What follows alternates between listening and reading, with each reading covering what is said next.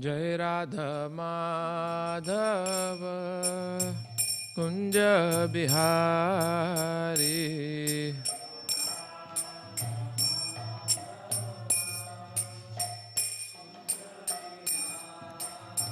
Jayo Radha Madhava Kunja Bihari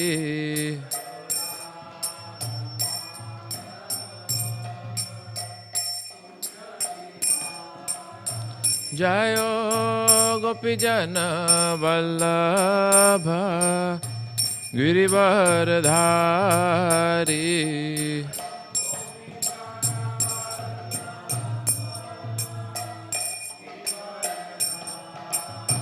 Jayo Gopijana Vallabha Girivardhari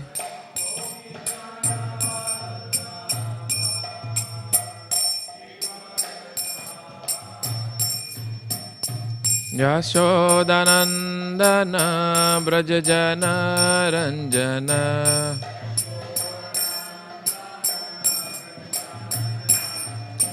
Yashodanandana Brajajana Ranjana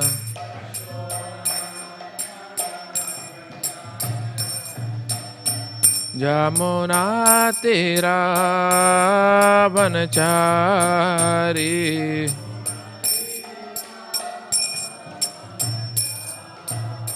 Yamuna Tira Vanachari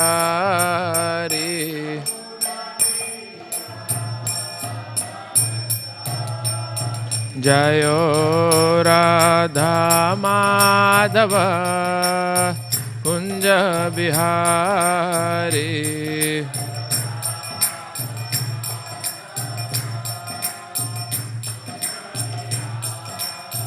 Jayo Radha Madhava Kunja Bihari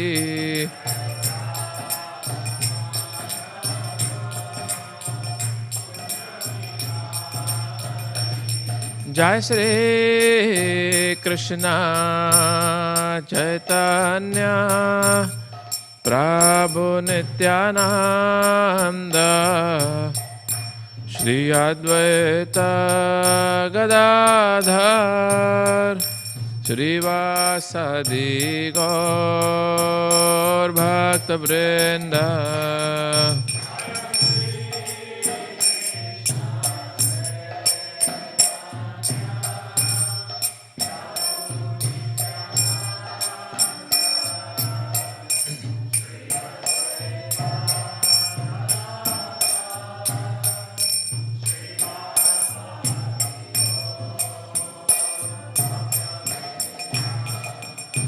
Jayo Shri Krishna Chaitanya Prabhu Nityananda Shri Advaita Gadadhar Shri Vasadi Gaur Bhakta Vrinda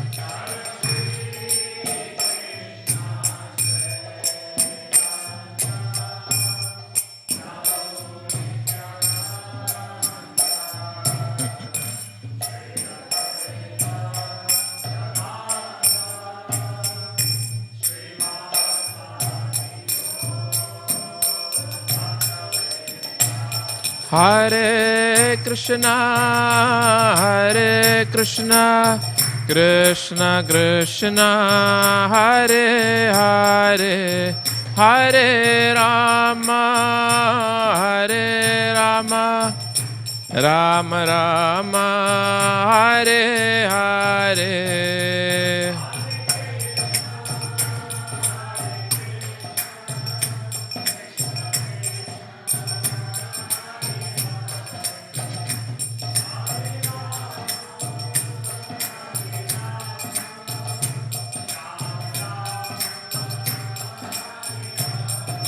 Hare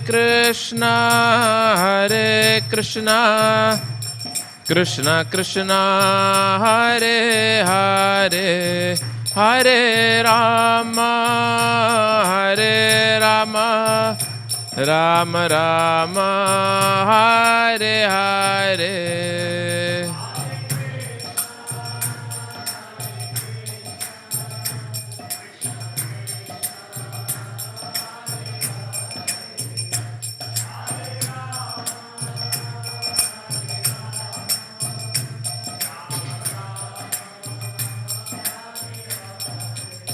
Hare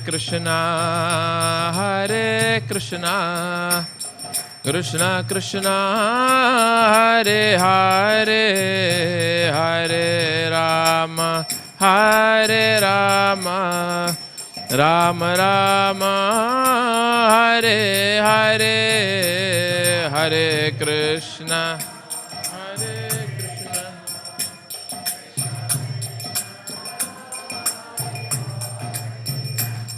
Hare Rama Hare Rama Rama Hare Krishna Krishna Krishna Hare Hare Hare Rama Rama Rama Hare Hare. Hare Krishna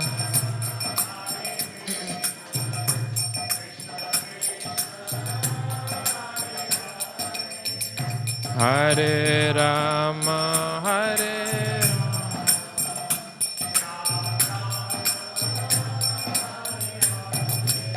Hare Krishna Krishna Krishna Hare Hare Hare Rama Rama Rama Hare Hare.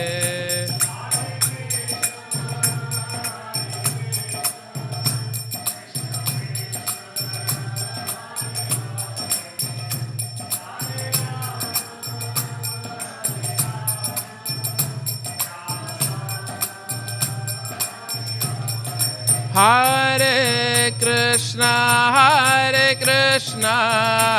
Krishna Krishna Hare Hare Hare Rama Rama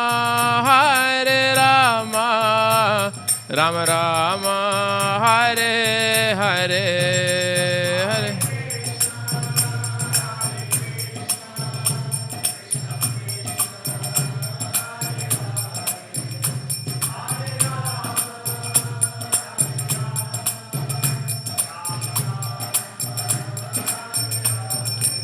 Hare Hare Krishna Krishna Krishna Hare Hare Hare Ram Ram Ram Hare Hare.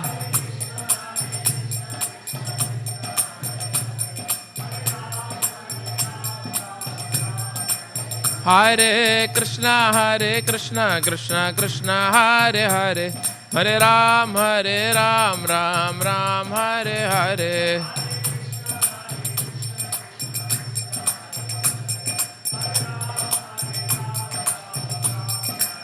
Jayo Gauranitai Gauranitai Jai Gauranitai.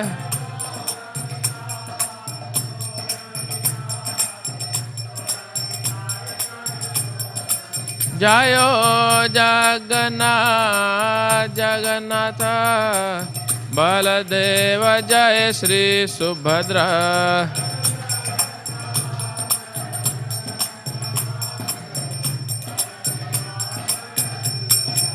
Jayo Radha Vallabh Shri Radhe.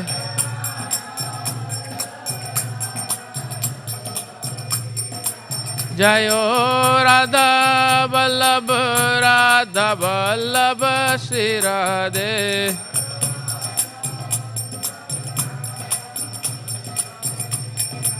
Jayo Jayo Prabhupada Jai Jai Prabhupada.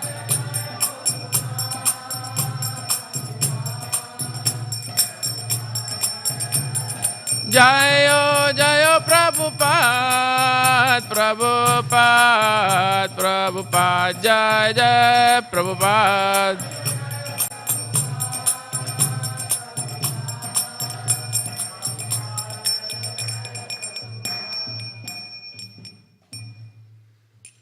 Namaskar Paramahamsa Parivrajakacharya Satarashat Shri Śrīmad Bhāgavatam Bhaktivedanta Swami Śrīla Prabhupada ki Jai. Namaskar Paramahamsa Parivrajakacharya Satarashat Shri Śrīmad Bhaktivedanta Swami Śrīla Prabhupada ki Namacharya Śrīla Haridas Thakur ki Prem se Kaur Shri Krishna Chaitanya Prabhu Nityananda Shri Advaita Gadadhar Shivasati Gaur Bhakta Vrinda ki Grantaraj Śrīmad Bhāgavatam ki Janitai Gaur Premanande Hare. All glories to assembled devotees, all glories to assembled devotees, all glories to assembled devotees, all glories to Shri Shri Guru and Gauranga, all glories to Srila Prabhupada ki Jai.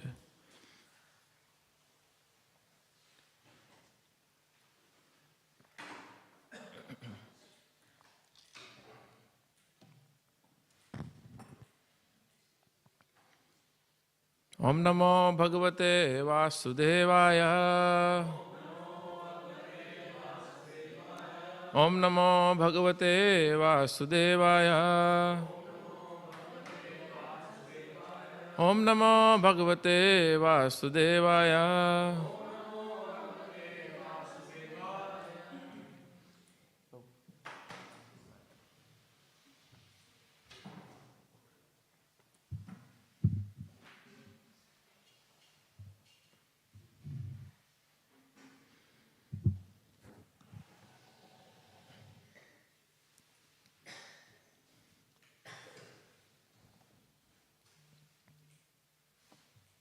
Reading from Śrīmad Bhāgavatam, Canto 9, Chapter 11, verse number 24.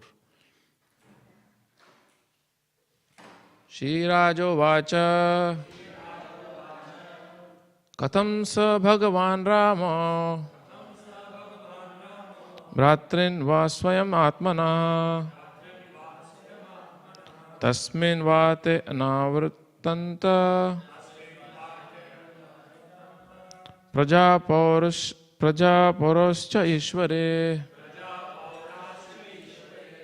Katham sa Bhagavan Rama Bhratrin va swayam atmana Tasmin vate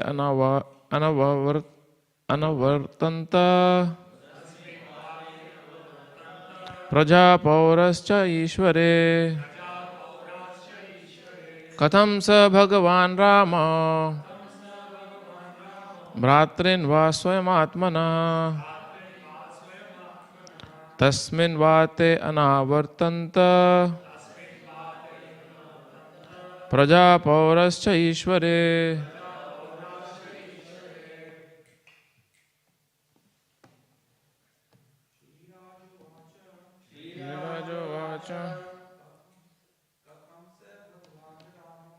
Katham cha Bhagavan Rama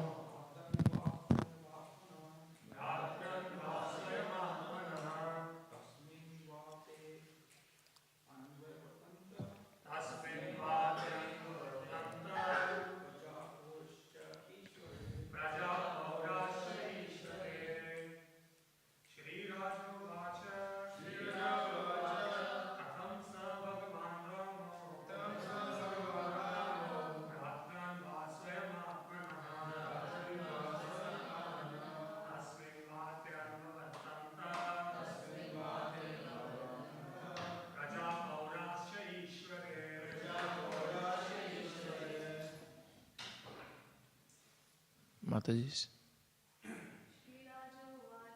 Shirajo Vacha Katham sa Bhagavan Rama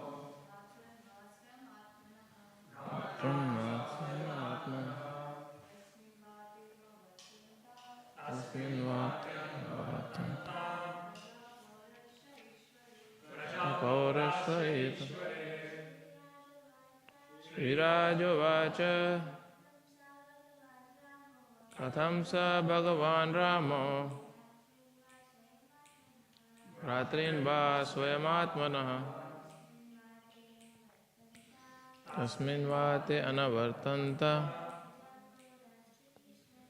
Prajapaurascha Ishva. Word for word meaning. Shri Raja Uvacha. Maharaj Parikshit inquired. Katham. How? Saha. He, the Lord. Bhagavan, the Supreme Personality of Godhead. Ramaha, Lord Ramchandra. Bhratrin, unto the brothers. Lakshman, Bharat and Shatrughna. Va, either. Swayam, personally. Atmanaha, expansions of his person. Tasmin, unto the Lord. Va, either. They, all the inhabitants and the brothers. Anva Vartanta, behaved. Prajaha, all the inhabitants. Pauraha, the citizens. Cha, and Ishvare, unto the Supreme Lord. Translation. Maharaj Parikshit inquired from Sukdev Goswami, how did the Lord conduct himself and how did he behave in relationship with his brothers who were expansions of his own self, and how did his brothers and the inhabitants of Ayodhya treat him? We will continue to the next verse. Verse 25. Shri Badarayani Ruvacha. It's okay, listen. Atha distat digvijay bhratrim tribhuvaneshwaraha atmanam darshayam swanam purim aikshata sanugaha. Translation. Sukdev Goswami replied, after accepting the throne of the government by the fervent request of his younger brother Bharata, Lord Ramchandra ordered his younger brothers to go out and conquer the entire world, while he personally remained in the capital to give audience to all the citizens and residents of the palace and supervise the governmental affairs with his other assistants. There's a very nice purport to it. The Supreme Personality of Godhead does not allow any of his devotees or assistants to be engaged in sense gratification. The younger brothers of Lord Ramchandra were at home enjoying the personal presence of Supreme Personality of Godhead. But the Lord ordered them to go out and achieve victory all over the world. It was the custom, and this custom in some places is still current, that all other kings would have to accept the supremacy of the emperor. If the king of a small state did not accept the emperor's supremacy, there would be a fight, and the king of the small state would be obliged to accept the emperor as supreme. Otherwise, it would not be possible for the emperor to rule the country. Lord Ramchandra showed his favor to his brothers by ordering them to go out. Many of Lord's devotees residing in Vrindavan have taken the vow not to leave Vrindavan to preach Krishna consciousness. But the Lord says that Krishna consciousness should be spread all over the world in every village and every town. This is the open order of Lord Chaitanya Mahaprabhu. Prithvite ache yatha nagaradigram sarvatra prachar hai bimoranam.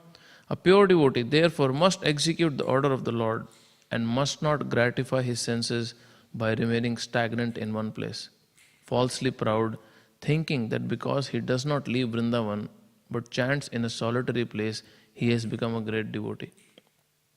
A devotee must carry out the order of the Supreme Personality of Godhead. Chaitanya Mahaprabhu said, Yare dekha tare kaha Krishna upadesh. Every devotee therefore should spread Krishna consciousness by preaching, asking whomever he meets to accept the order of the Supreme Personality of Godhead. The Lord says, Sarva dharman paritajya maam ekam sharanam braja. Abandon all varieties of religion and just surrender unto me. This is the order of the Lord, who speaks as the Supreme Emperor. Everyone should be induced to accept this order, for this is victory, Digvijay. And it is the duty of the soldier, the devotee, to impress upon everyone this philosophy of life. Of course, those who are Kanishta Adhikaris do not preach, but the Lord shows mercy to them also, as he did by staying personally in Ayodhya to give audience to people in general. One should not mistakenly think that the Lord asked his younger brother to leave Ayodhya because he especially favored the citizens. The Lord is merciful to everyone, and He knows how to show His favor to each individual person according to his capacity. One who abides by the order of the Lord is a pure devotee. ये क्या टक टक हो रही है? अच्छा cut कर रहे हो? करो करो. मेरे को आवाज कहाँ से आ रही है ना?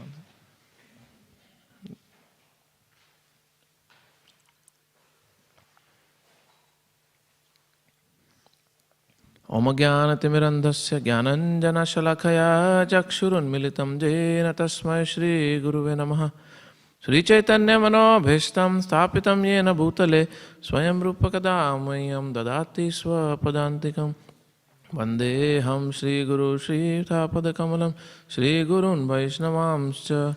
श्रीरूपं साग्रजातं सहगण रघुनाथान्वितं तं सजीवं साद्वैतं सावधूतं परिजनसहितं कृष्णचैतन्यदेवं. श्रीराधा कृष्णपादान् सहगण ललिता श्रीविशाखान्वितांश्च. हे कृष्ण करुणा सिन्धु दीनबन्धु जगत्पते गोपेश गोपिकान्त राधाकान्त नमस्तुते.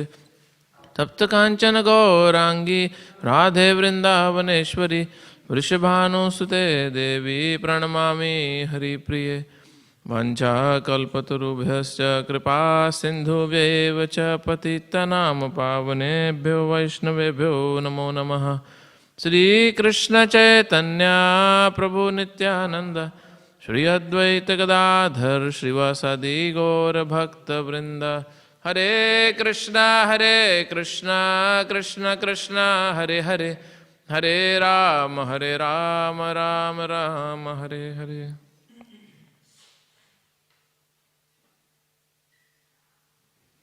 नमो विष्णुपदाय कृष्ण पृष्ठाय भूतले श्रीमते भक्तिवेदांत स्वामिनिति नामिने. नमस्ते सरस्वती देवे गौरवाणी प्रचारिणे निर्विशेष शून्यवादी पाश्चात्य देशतारिणे.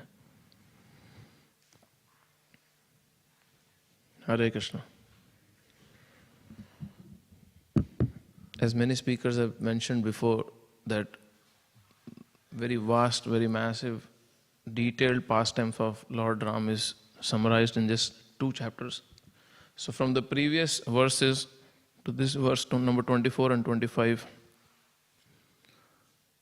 where Mother Sita has been asked by Lord Ram to go into the forest to stay with Rishi Valmiki, to where we are now in this particular verse where Lord Ram is asking his brothers to go out and conquer. 12 years have passed, and there's a lot of details in between that takes place. Mother Sita was taken care in the ashram of Rishi Valmiki. She was already pregnant. She gave birth to 2 illustrious sons, Lava and Kush. They are grown-up boys, well-trained in all arts. They are amazing poets. They are amazing, powerful military persons. They know all the Vedas. They're very, very illustrious boys, as we'll hear what happens when they come back to Ayodhya. And simultaneously here, Lord Ram is ruling the kingdom. But for an emperor, as Prabhupada mentions in one of the lines in the purport, it is necessary to establish his rule. If the emperor does not establish his rule, then practically speaking, the whole purpose of him taking the reins in his hands and establishing dharma will not happen.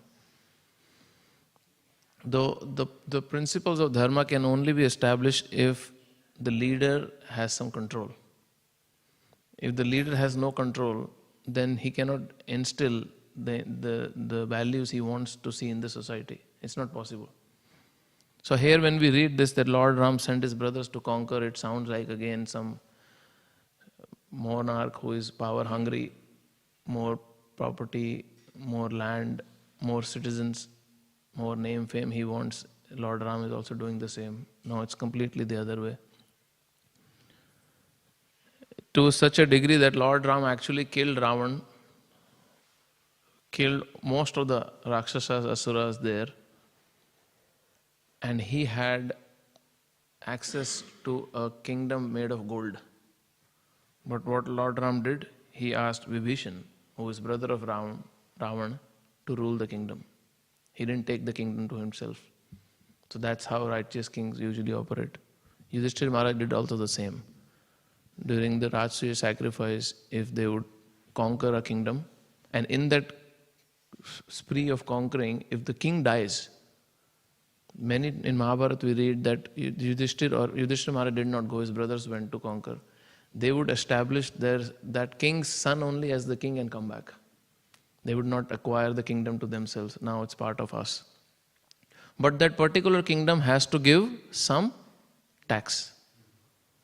And that tax will be again used for the citizens.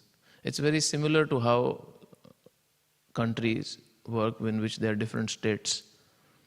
And all the states have to give tax to the central government or the federal government here. And then same federal government has some ways of paying out money, loans to the states, to different. Now how properly it happens, we all know, or we don't know actually how it happens. But we know, at least in the times of Lord Ram, it was very well done. So something very interesting that comes in the purport when Srila Prabhupada is explaining this. He speaks about, he's comparing Lord Ram sending his brothers to conquer, and the comparison is made by devotees going out and preaching. It's amazing how he makes this comparison. It's a very interesting comparison. But coming back to Lord Ram's pastime, what has happened not within those 12 years, but where this pastime takes place, is Lord Ram decides, I want to do Ashwamedha Yagya, a horse sacrifice, in which a horse would go with his brothers, or they would send the horse in different countries, different areas, different kingdoms, and anyone who wants to challenge Lord Ram will naturally block the movement of the horse, and then the message will be sent back to the main king who has sent the horse that we want to fight. We don't accept your emperorship. We don't agree to you being the emperor of the planet. And then they have to fight. So this is what was happening. To cut the story short, there is a massive fight that takes place because Lav Kush eventually stops the horse when the horse was passing through the ashram of Rishi Valmiki. And these are at least apparently appearing to be Brahman boys, because they are trained by Rishi Valmiki in his ashram. But they are sons of Lord Ram, who is practically non-different from Lord Ram. They're very powerful. So many soldiers from Lord Ram's side goes to get their horse back, but they're shocked that practically in the planet no one has objected to Lord's emperorship, and these two children are giving us hard time to a degree that all the soldiers get defeated, Lakshman gets defeated, Hanumanji accepts defeat, he is conquered, he is completely entrapped by their, and then Lord Ram also has to go. So it's an amazing pastime that takes place. But here it's in one verse, everything is just covered, because imagine the excitement of the speaker and the hearer of Śrīmad Bhāgavatam will be so much to enter 10th canto so quickly. And as in the beginning, Shukadeva Goswami says, oh, this you have already heard. How famous and how well-known Lord Ram's pastimes must be, that same Shukadeva Goswami has spent 10 chapters on Narsingha and Prahlad's story, and in 2 chapters Ramchandra's Leela is over. How well-known these Leela pastimes must be to everyone around. So then when Ashwamedha sacrifice happens, the request is sent to Rishi Valmiki also. When this is all over, the conquering and all this is over. And then Rishi Valmiki is asked that you please come and grace the occasion. And many other rishis, many other personalities come. So Rishi Valmiki has prepared Lav Kush that when you go to the court, you recite Ramayana and events which are going to happen in future also. And Lav Kush are very well known amongst the community that they are very amazing poets. The recitation is very attractive. So then all the rishis, hundreds and hundreds of rishis from Valmiki ashram come along with Lava and Kush. And the request sent by Lord Ram to Rishi Valmiki is, please bring Sita also. And mind you, both of them have not even seen each other in 12 years. So Lord Ram was one day just thinking about what all has happened.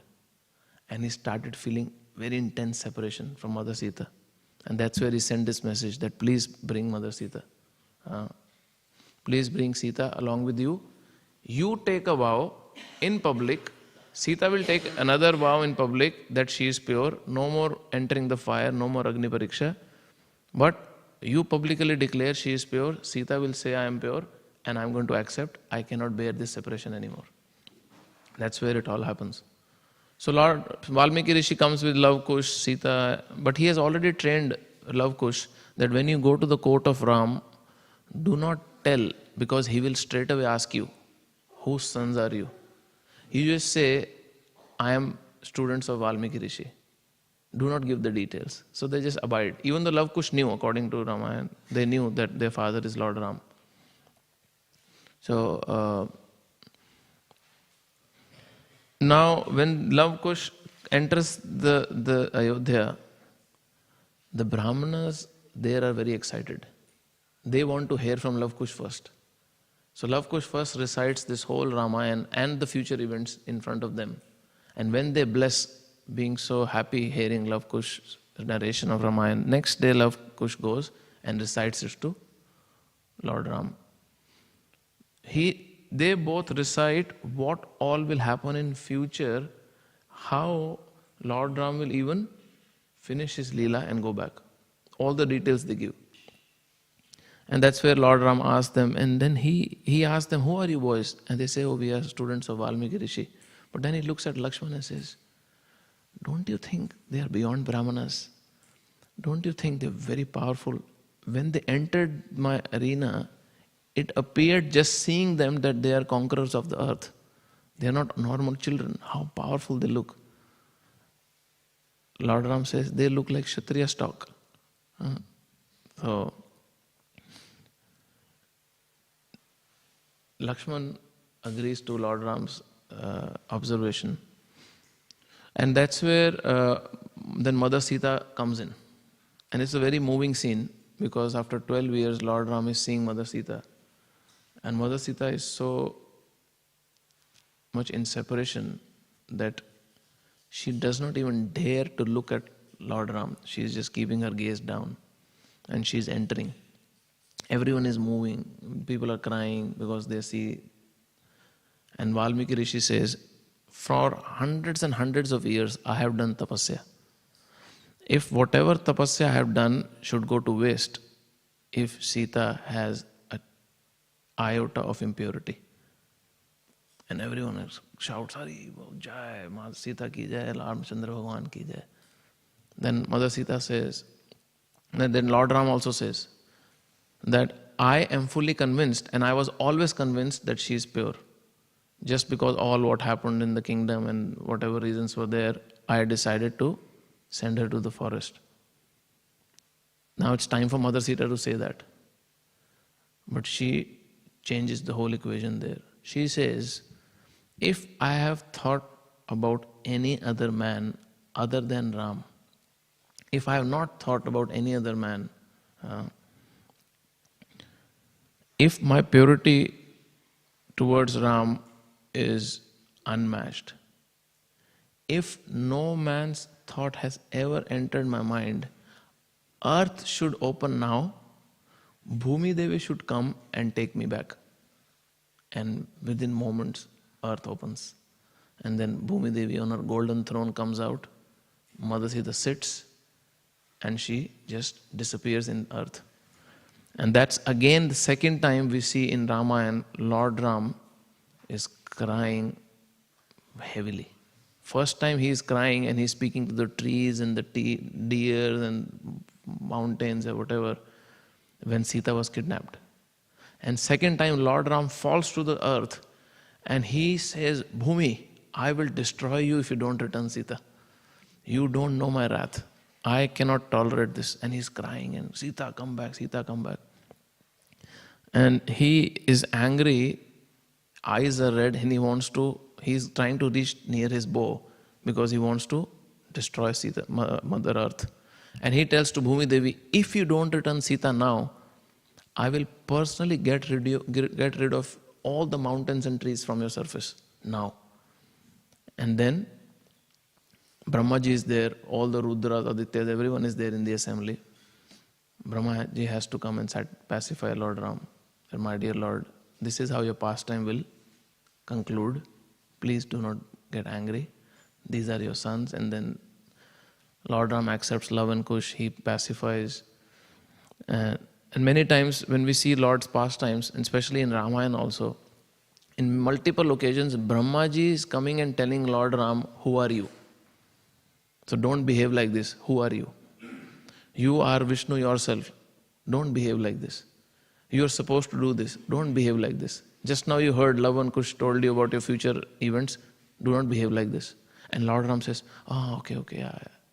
And it appears that as if Brahmaji is superior telling Lord Ram what to do. But the fact is, this is exactly how the human pastimes of the Lord work. Even in Krishna Leela, Narad Muni came and told Krishna whatever he will do in future. It's not as if Narad Muni was directing Krishna's life by telling him what all you will do and what all you should do. Krishna knows. He is the source of Narad Muni. But Lord in his pastimes like human behaves in such a way that the touch of him being affected by human-like emotions are very visible. So that's how the whole pastime concludes, which we see in just 2 verse chapter is like everything is just done. In 20-25 verses, Mother Sita gone, brothers sent to forest, brothers sent to conquer, love kush not even mentioned here in the chapter itself. This whole Leela is concluded. But there is so much amazing details in Ramayana, and there's much more to it. So in purport, Srila Prabhupada's comparison of sending Lord Ram sending his brothers to conquer is compared to an Acharya or Lord Chaitanya encouraging us to go out and preach. If you see the purport, if you read the purport carefully, I had to read few times to get that point. The devotees who are not preaching and who are staying in their comfort are compared to Kanishta Adhikaris. And the devotees who are taking this pain to go out and preach are actually devotees who are on the path of pure devotional service, trying to please the Lord. And this comes in the context of Lord Chaitanya visiting South India when he meets Kurma Brahman. In his conversation with Kurma Brahman in South India is so attached and so attracted to Lord Chaitanya that he has a family, he has a wife, he has work to do. But he tells Lord Chaitanya, I just want to leave everything and just walk with you, walk off. Just give up everything and I just want to go with you. And Lord Chaitanya is showing so much surprise that how can you even talk like that? There are 3 very amazing verses that follows that pastime in which Lord Chaitanya shows his astonishment that how can you, being a family man, you have responsibility, you are talking like as if you will walk away from your family duties. You will walk away from your responsibilities just to accompany me. No. Lord Chaitanya says, Krishnadas Kaviraj Goswami is saying, Prabhu kahe, which is Lord Chaitanya speaking, Aiche bhat kabu na kahiba. Do not speak like that. Grihe rahi Krishna naam nirantar laiba. Shri Chaitanya replied, do not speak like that again. Better to remain at home and chant the holy name of Krishna always. And that's where this very famous instruction comes. This is in Madhya Leela chapter 7 of Lord Chaitanya. Prabhupada quotes that instruction in purport, which we have heard hundreds of times. The next verse Lord Chaitanya says, Yare dekha tare kaha Krishna upadesh, amar agya guru haina tare hidesh. Instruct everyone to follow the orders of Sri Krishna as they are given in Bhagavad Gita and Śrīmad Bhāgavatam. In this way, become a spiritual master and try to liberate everyone in this land. In context of Kurma Brahman's pastime, this very famous instruction comes out, which practically becomes the the statement Prabhupada quotes, or the mission statement. Whoever you see, whoever you meet, tell them about Krishna. And Prabhupada did that. Most of Prabhupada's very successful preaching endeavors were achieved by his Grihastha disciples, along with sannyasis, of course. And then next verse, Chaitanya Mahaprabhu says, which is a very encouraging statement for devotees. Kabu na badhive tomar vishaye tarang, punarapi eithane pave morasang. Sri Chaitanya further advised the Brahman Kurma, if you follow this instruction, your materialistic life at home will not obstruct your spiritual advancement. Indeed, if you follow these regulative principles, we will again meet here, or rather, you will never lose my company. Very amazing statement he used. There are two ways following such instructions or keeping preaching in mind or giving Krishna to others in mind. There are two ways this mercy can be attracted. In some occasions, a devotee gets this instruction from their spiritual master that you go out and you preach. And we hear and we see in Prabhupada's Leela how extraordinary way he has accomplished it. He would just rotate the globe, and where the globe stops, he would send devotee, okay, you go there. There are pastimes like that, you know. One time, Srila Prabhupada was in his room, and two devotees were waiting outside, Tamal Krishna Maharaj and Gopal Krishna Maharaj. He was not the sannyasi that time. So Tamal Krishna Maharaj was called inside, and Tamal Krishna Maharaj was telling Prabhupada how difficult it is here, Radha Damodar party, this management, that management. So he had a way of saying that it's better I go to China. Sometimes you create certain ways of speaking, but you don't mean it, but you just say to explain some other concept. And he repeated that, and Prabhupada said, yeah, it's a good idea. You go to China and preach. And he said, no, I was just joking. Prabhupada said, no, I'm serious. You go to China and preach. Now, what made these personalities so great, so extraordinarily powerful, that Prabhupada said, and then we have to do it. Because Prabhupada said that. Whether you like it or not. And what's happening in China in terms of preaching is just so amazing that Tamal Krishna Maharaj went and planted the seed.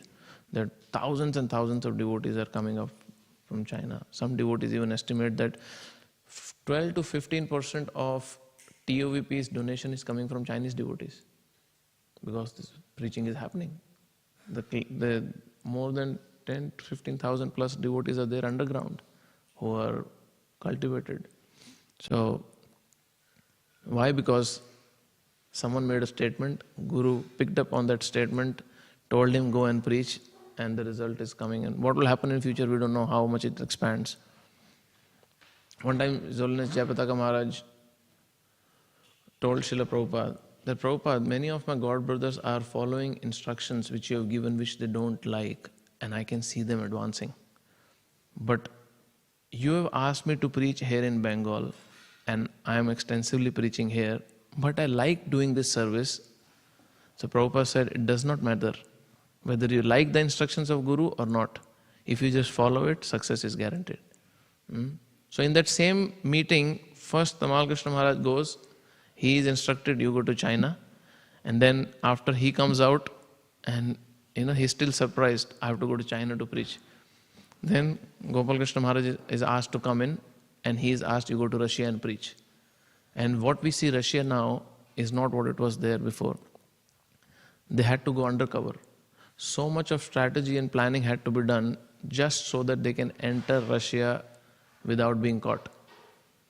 So Maharaj decided that he will go to Russia because Prabhupada has asked him to go to Russia in the garb of doing an exhibition of books. And these are not religious books because religious books are not allowed. But they went. And they went in pant, shirt, completely hidden, trying to meet some professors, create some name of Krishna consciousness. And when Maharaj went first to Russia, the place they went where books were being printed was completely hidden from public view. It was underground. It was really in the basement, completely hidden. They were printing Bhagavad Gita one by one, photocopying actually, not even printing. They would photocopy each page, then bind it. And as soon as Maharaj went in there, he paid full obeisance to the photocopying or printing machine. With that ink, they would put tilak, because now Sankirtan is going to spread here, It's so powerful. Somehow they had so much faith on Srila Prabhupada's instructions that if he says so, it will happen. So this is one category of devotees, that if spiritual master says, and you want to do or you don't want to do, you like, you don't like, you go out and preach. As Prabhupada says, this is the standing order of Lord Chaitanya Mahaprabhu. You go out and preach. Other category who also attracts the mercy is, there are devotees who naturally like to preach. There's no need to ask them, they just want to do some preaching because they understand its importance. They really value these instructions and they want to share it with the world. Because while reading Srila Prabhupada's books, they are self-motivated. So then they go and take permission from the Guru. This is how I want to do. I want to do university preaching. I want to do congregation preaching. I want to do this, that, student preaching, whatever I want to do.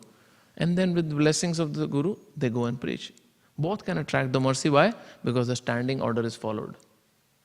And the standing order is, do not stay at home, go out and give Krishna. Like yesterday Bhakti Sarpur was mentioning, Bhadra Purnima time is there. Last year I remember a whole month I didn't even think about Bhadra Purnima campaign because I knew someone else is doing anyways, so I have to worry. But then last day of it, everyone was pumped up and charged, and we tried to do some books and few Bhagavatams went. And then you feel, I could have tried during the month also. Something extra would have happened. But just because of a ritual, I just wanted to complete, and then some Bhagavatam went on that Bhadra Purnima day. But if regularly attempted, something wonderful may happen. So, that's why Prabhupada emphasized preaching so much. And you see his very heavy statement. What is the point of just staying in Vrindavan in the name of taking Kshetra Sannyas and feeling so great about it that I have taken this vow, I will not leave Vrindavan, I will just stay here and I'll do my bhajan. And whoever wants to hear about Krishna should come here. Or now, if social media is there, I'll speak and people can hear. There are many types of devotees who are genuine or who may be genuine. I was just trying to categorize them in 3 stages. The first stage, if they see people are suffering, and they know people are suffering, and that's why they have left that suffering and they are in the shelter of the holy dham, and they're trying to become Krishna conscious and try to experience that happiness that comes with practicing bhakti. So the first category of devotees will be, if they see someone is suffering, or if someone has fallen into a ditch and they are passing by, they'll not just blindly walk away. They will say, oh, you are in a ditch, just come out. Don't be stuck there. It's this filthy place. Just come out, okay? Okay, please come out, okay? And they walk away. Second category of devotees are a little bit more compassionate. And their compassion is that they would stop and they will give their hand. And while giving their hand, they may get dirty because someone is in a ditch and you want to hold them tightly and you want to pull them out. And many such devotees may be there who are currently in the world, who may be doing some katha, maybe popular on YouTube, maybe in the dham, getting very famous or whatever, and they are trying their best to reach out to people by giving them hand, by putting themselves in some discomfort, by reducing their own sadhana just to reach out to people. It's great. But the third category of a devotee is, he enters the ditch, goes below the person who is stuck and pushes the person out. I know you can't do it by yourself, I'll do it for you. And I was trying to think who all have done that.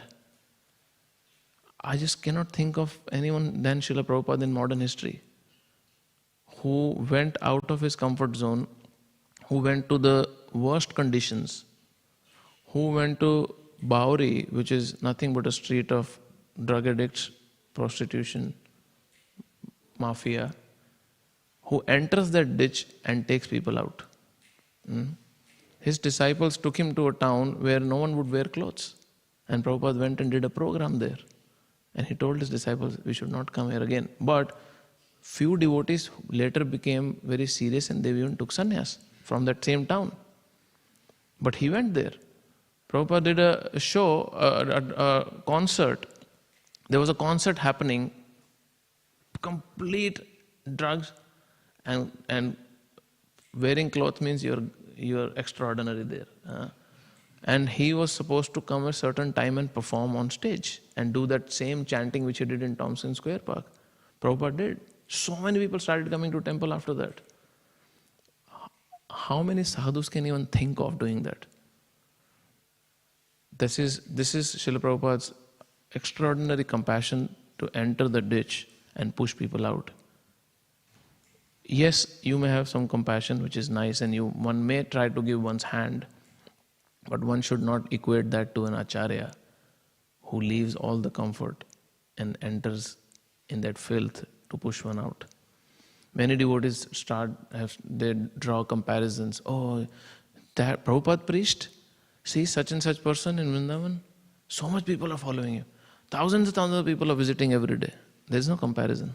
And this is very neutrally I am saying, just trying not to be biased because we are Srila Prabhupada's followers, sometimes people act like that.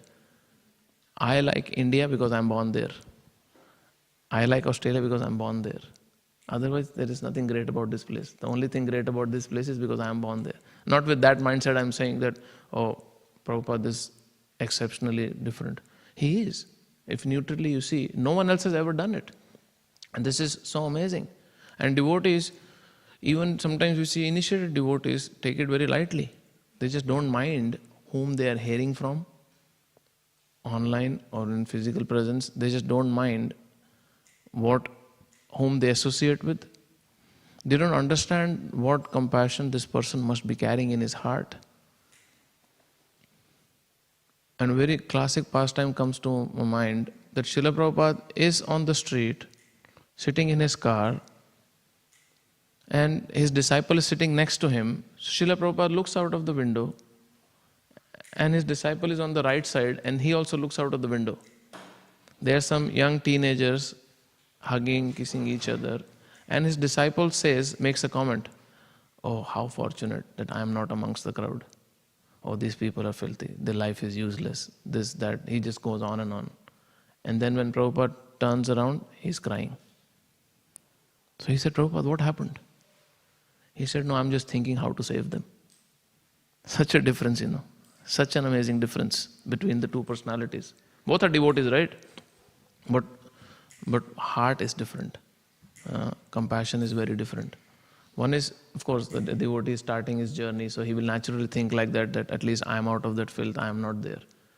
But what about a very seasoned devotee who is in relationship with Krishna through and through? Their compassion has no bounds. And Prabhupada was crying.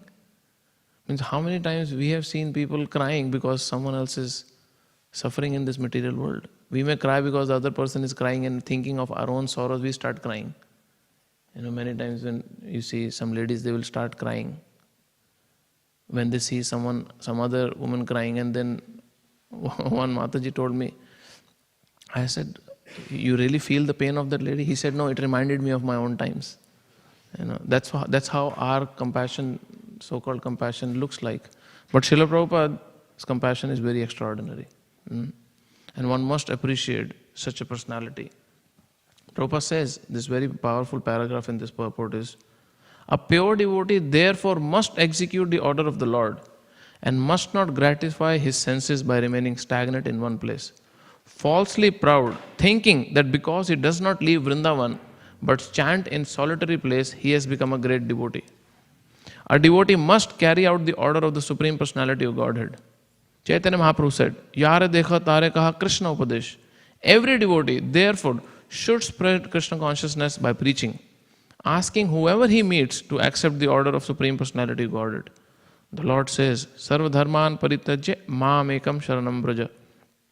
Abandon all varieties of religion and just surrender unto me. This is the order of the Lord. who speaks as the Supreme Emperor. Everyone should be induced to accept this order, for this is victory, Dig Vijay. Then Prabhupada's comparison comes. In one line he just compares. And it is the duty of the soldier, the devotee, to impress upon everyone this philosophy of life. What philosophy of life?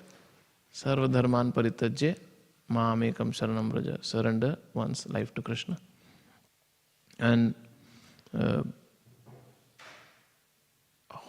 it's just very amazingly done. My Guru Maharaj used to say, if you see a person and there is an opportunity to preach and you do not grab that opportunity, you are practicing 50% Krishna consciousness. If there is an opportunity to preach and you don't utilize it out of neglect or out of laziness or whatever, we are not practicing Krishna consciousness properly. So, very amazing instructions I thought of sharing from this particular purport. And how it is so important to stay very loyal to this very powerful personality, Srila Prabhupada. The reason I'm even mentioning this point is because devotees take it very lightly these days. We just cannot even decipher, we cannot even differentiate that anyone who is speaking about Krishna is not the same. Anyone who is talking about Vrindavan, Radharani, Krishna is not the same. And it has nothing to criticize them. We have to be very careful what we are associating with or hearing from. You see, recently someone from Vrindavan came, it became a big show here. Many devotees, initiated devotees went there and just dancing in the kirtan. And most of them you don't see ever in Guru Puja dancing in front of the deities of Srila Prabhupada. Now, there's nothing wrong in attending kirtan and dancing there, but the point is, whose shelter you have taken, what are we doing for that? And as a devotee, as a Vaishnava, we must respect them. There's no doubt about it. But Srila Prabhupada was so specific. Prabhupada was so careful in telling his disciples not to associate with his own god brothers. He named a few whom to associate with. What to speak of someone who is not from the Sampradaya only? This much casual devotees sometimes act. Prabhupada was so careful in telling his disciples, only name Srila Prabhupada took whom devotees can take instruction from after he leaves was Sridhar Swami. Or maybe one or two more of his god brothers. Not same disciple of his own guru, because he knew it will confuse devotees. The moods are different, the personalities are different, the goal will be different. But here the consideration is not even within the parampara. Forget about parampara. Because we like hearing, we don't even ever inquire what are the essential teachings of that parampara whom we are hearing from. Oh, Krishna is spoken about, Vrindavan is spoken about. Very nice, very nice. One devotee who was coming for some Bhakti Vriksha recently went to India, took some initiation from some personality. Powerful sage, no problem. And while initiation, the name is given to him. He's my friend, that's why I'm quoting him. And he says, you want Krishna mantra or Ram mantra? Which mantra you would like to do? He said, whichever you give me. He said, okay, go in the line of Ram mantra. And he just took that initiation and came back. Now, what is the goal? Whom you want to develop your relationship with? Nothing is clear. It's just YouTube. It's all what is famous on YouTube, that's it. No consideration. What is the background? What is the parampara? What is the teachings? Satsvarup Maharaj, very interesting statement he made once. He said, after Srila Prabhupada left, I felt that I have to take some guidance from some senior Vaishnava. So he said, I was just considering whom to go and accept my Shiksha Guru and all, because Prabhupada is not there now and we need some senior devotees. And it's a natural need devotees may feel. And he said, a thought came to my mind, and my thought was, once I go to the spiritual world and I'm on the gate and they will ask me, okay, whose follower are you? And I'll say Srila Prabhupada, and I'm very confident who Srila Prabhupada is, and they will let me enter. But then they will ask me, who else?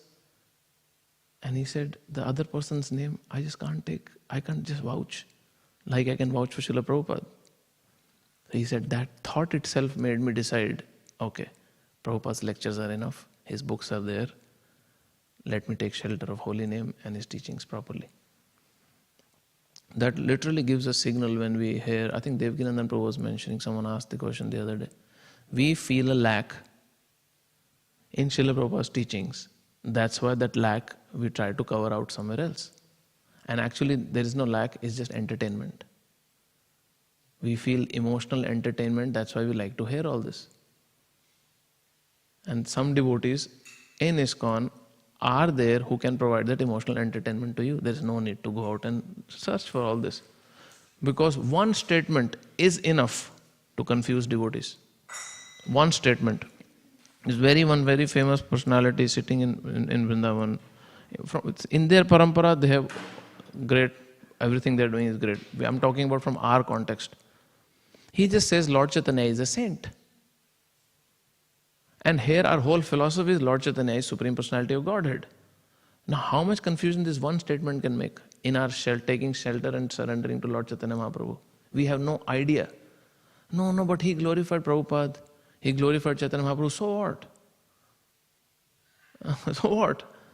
We have to be very, very mindful whom we are hearing and what we are hearing. Because it can confuse. So devotees don't feel that loyalty that we were sitting in Melbourne, no one ever bothered about us. Devotees on the instructions of Srila Prabhupada who were following this purport came out and reached out to us. They encouraged us to give up our sinful activities. They told us give up meat eating, alcoholism. They told us start coming to temple. They encouraged us to chant the holy name. Now after chanting and after changing our lifestyles, we went on YouTube and we searched someone else and then we started following something. And it is fine if person wants to do it. It's okay because you cannot force someone to accept my guru or this thing or that thing. That is understandable. But at least in the hearts of devotees, they should understand who came to save them. Whose teachings, whose inspiration came to save them. And if initiating devotees are doing this, imagine what example we show to fellow devotees around us. It's a great responsibility. It's just not some entertainment which we feel like, okay, let me go and attend and we laugh about it. It's a serious matter. And very clear instruction, Jayapataka Maharaj, this question was asked to him also. He says, if you feel, and there is an urgent feel you have, that I want to take instructions or guidance from someone else, you must take permission from your Diksha Guru before doing that. Otherwise, why is he there to begin with? Why is he even there? Why you have a Diksha Guru if you can't even ask him, can I go and hear such and such person? Devotees will not ask because they know what the reply is and they don't want to hear no, so they will not ask. I'm speaking strongly because Prabhupada in the purport is mentioning that and it's a brewing issue these days, very commonly happening.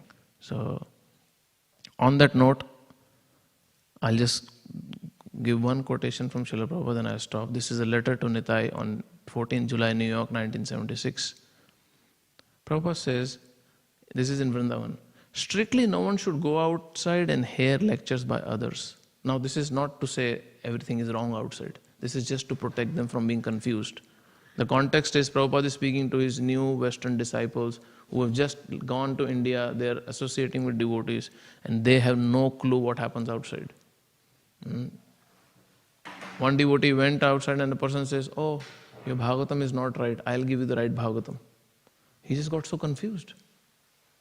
That's how confusion happens. Just one statement, all glorification, wow, wow, wow, very nice, Prabhupada this, Prabhupada that. And then one statement changes the whole mindset. So Prabhupada says, if you're not satisfied by the caliber of classes at Krishna Balram Mandir, then you should give another class.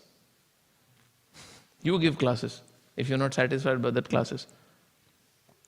But please be very mindful of whom you are hearing from. Brahmand Brahmite, Kon Bhagyavan Jeev, Guru Krishna Prasade Pai, Bhakti Lada Pij. After millions of lifetimes, we have come to this stage where we have concluded, I am not this body, I am soul. I'm a spiritual being, part and parcel of Krishna. I want to develop my relationship with him. And then, with all casual behavior, it just goes down the drain, or it has a potential to do that.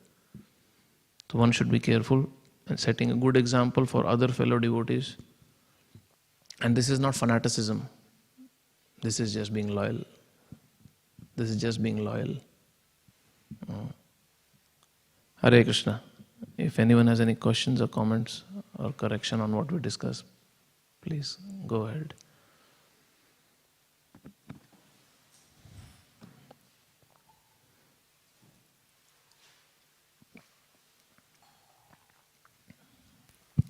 Hare Krishna, Prabhu. Thank you for the nice class. Prabhu, you mentioned how preaching is very important. Preaching, and Srila Prabhupada also says that preaching is the essence of our movement.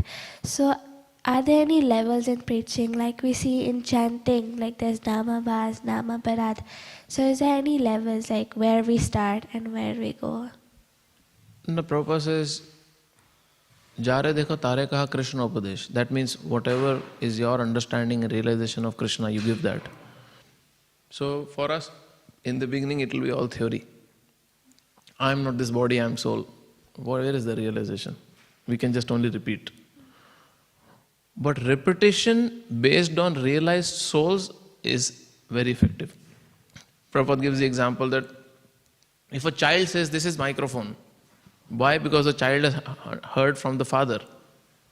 His information is completely right, even though the child has no clue how this microphone works. But because he has heard from the right source, whatever he is speaking is 100% right. So if in the beginning stages, our job is just to repeat what we have heard from Srila Prabhupada. And that's why I was mentioning before, if we hear from anywhere and everywhere, what we will repeat is what we are hearing. And then it will be ineffective because purity is lost. So we just repeat what we hear is the beginning stage. Then what we are repeating must be practiced. Like practice what you preach. So that starts turning into a realization for a devotee. And then when the devotee speaks through realization, it touches more people's heart. Because the conviction is there. And what you're speaking is what you're living. So the gradual progression of realization along with teaching the message with all purity is the journey of a preacher. And many times it will happen that once in very realized stages, you speak one line and it becomes the mission statement for that person's whole life. Because you said one thing, because you lived it. So that's the graph. First, with all honesty, repeat what we have heard, and then when it turns into realization, repeat your realization along with what you have heard, and then it gradually reaches to the stage where you are only repeating your realizations because you're very advanced. So that if you want the gradation, the technical terms for it is Kanishta Adhikari, Madhyam Adhikari, and Uttam Adhikari. Kanishta Adhikari may say, oh, Prasadam is very nice in this temple. Deities are very good. Devotees are also helpful. Come. Madhyam will go further, and Uttam Adhikari, very advanced devotee, can touch the heart just by its presence. And my second question is that we've heard in lectures that not only Harinam Sankirtan is preaching, but deity worship, cleaning the temple, our small services can also be preaching. Yes. So my question is, what is the difference between devotional service and preaching? So we are in a Sankirtan movement. That means everything must lead to glorification of Krishna. Kirtan means the glorification of the Lord. That's what Kirtan is. And when it is done congregationally, involving everyone, it becomes Sankirtan. So if the pujari is dressing the deities thinking, oh, it will attract many souls towards Krishna, that is Sankirtan. My whole family, and I'm talking about 2-digit and more number, just became devotee because one person in my family liked the dressing of the deity. And my cousin's sister was visiting regularly because she liked the dressing of the deity. Nothing else. This has never heard any lecture. Prasadam, maybe some little prasad she may get. Khichdi and all. No one is attracted to khichdi in terms of lavishness of it. but she was very attracted to the beauty of the deity. And that's how she was visiting every day. And there was one devotee casually told her, oh, there is some session happening. She just didn't want to go. So she forced me to go, and my cousin to go. And then gradually so many devotees came from the family. How? Because just by deity dressing. It is that powerful. Prasadam. This whole temple has such a massive flocking crowd because of prasadam. So if the cook is cooking thinking that I am trying to give Krishna through prasadam and it will attract many souls, that's preaching. But if the cook thinks something else, see how they should ask who cooked and how great this cook is and what recipes he's using, amazing. Or just to make money, that will not affect people's heart. Of course, if you're trying to make money out of prasadam, like temple we mostly don't do, but through restaurants, that helps the whole preaching movement here back home in the temple and other places, because finances are very important. So the mindset has to be preaching. A person sitting in the office and trying to manage something, if it's not motivated with Sankirtan, it will not lead to success like Prabhupada wants. So all aspects, you just name it. If courtyard is clean, basically, and when people enter, it gives a very positive impact. And that's why so many people have very high regards for ISKCON temples across the globe for its cleanliness. We had this Prabhupada's Vyasasan, that plating was happening, the gold sheeting was happening. I don't know what it's called. So the guy who came here 10, 12 days, every single day he was working on the Vyasasan here in the temple room during COVID. Multiple occasions he told me, how clean is your place? Even if it is not dirty, still every day you clean. Because the background he was coming from must be very filthy. And he said, why are they cleaning it so clean? But every morning temple room is cleaned. And he was working here. He said, it's just so clean. I've never seen, his exact statement I'll tell you, I have never seen such a clean place. Preaching, right? And people walk in and they see such, oh, this is very clean. They keep the place clean. So, but most of the temples you go, no one in the temple ever remembers when cleaning happened. If someone does, they do it, otherwise it's just very dirty around, Not a good impression. So everything is Sankirtan. Only the spirit is required to give Krishna through whatever we are doing. But going out of one's comfort is necessary. Right? And that's where things like book distribution, cultivation, giving your own time to others, spending your energy to teach makes little extra impact.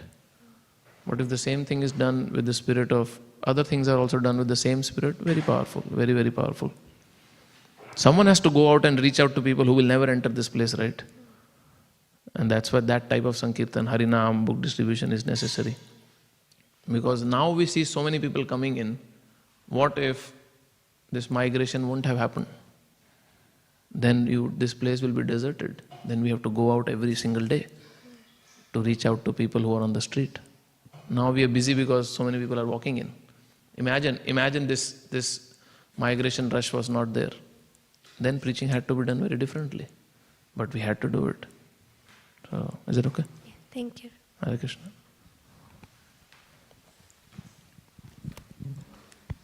Hare Krishna, Prabhuji. Prabhuji, you mentioned that our words will have more impact when we have realization attached to it. Like if you're talking to someone, if we say out of experience, then it will have more impact. So I was just wondering, like, how to have more realizations in life, like how to live what we hear, so that we can, like, influence others by our own, like, achar. It's not an overnight thing, of course, but a constant practice of years. A constant, nice, decent practice over the years will naturally lead one to a realization. Then realization is not something which we can quickly work hard and get it. Krishna has to bestow it. And purification naturally bestows it. So that happens with the practice of process. Now how sincerely and strictly we follow, naturally the speed of realization will increase. But the whole idea is it simultaneously should move on. Our personal practice and our effort to give Krishna to others should simultaneously happen. Otherwise, if imagine if preaching was only done by realized souls, it was only Prabhupada who was a realized soul. So nothing would have happened. So Prabhupada sent his disciples to places where never ever ever either the disciple knew what he was doing nor the receivers knew what they were doing. But they followed the instructions of Srila Prabhupada and amazing results came. So yes, it's a gradual progress. And the same disciples we see now, over 50 years, they're very powerful sages. But in the beginning it was very different, right? So the personal practice will bring realization along with preaching also. Like His Holiness Kadam Kanand Maharaj mentions this example, and I'll stop with that. He said, if you have a cup full of mercy because of your Krishna consciousness, you drink half and you give half. But then when you drink half and you give half, next time when you get the cup doubles. And then you drink half and you give half. And then when you receive the cup, it doubles. Then you drink half, you give half. So your Krishna consciousness increases just by giving Krishna, and there more people can receive because the content in the cup is also increasing, because the cup is becoming bigger of mercy. So it's a progressive journey all devotees go through. But because we are not living once, we don't have one life to live by, we have past lives also. Some people may show different realizations very early on, but the standard is it will gradually happen. So some devotees very early on, who were very great sages in the previous lives, taking birth as devotees now, may show amazing realizations, but in general I'm saying. Is it okay? Okay. Thank you very much. Grantharaj Śrīmad Bhāgavatam ki jai, Jagat Guru Śrīla Prabhupada ki jai, Nitai Gaur Premanande Hari Hari Bo.